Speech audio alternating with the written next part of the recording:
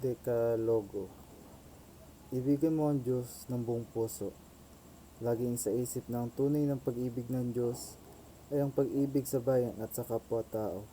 Ikintal mo sa puso na ang tunay na karangalan at kaligayahan ay natatamo sa iyong pagkamatay sa pakikilaban sa ngalan ng iyong bayan.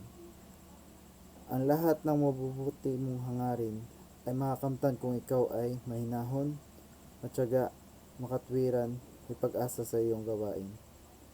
Pangalagaan katulad ng iyong karangalan ang kautusan at mga hangarin ng KKK. Katungkulan mong iligtas ang buhay na nasa panganib at sa pagpumilit na matupad ang isang marangal na hangarin kahit mapilitang ihandog ang sariling buhay at yaman. Biyaan ang ating sariling pag-uugali at pangingilos sa pagtupad ng ating tungkulin ay maging uliran ng iba.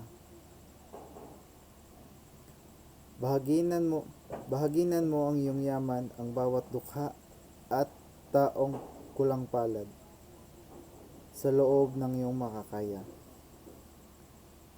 Ang pagsusumikap at pagpipilit na kumita ng ikabubuhay ay nagpapahayag ang tunay na pagmamahal sa sarili, sa asawa, anak, kapatid, at pagkabayan.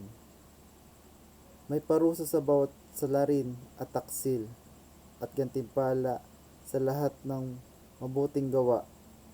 Panaligang ang mga puntahin ng KKK ay kalooban ng Diyos at ang hangaring hinggil sa iyong bayan at hangarin din sa Diyos.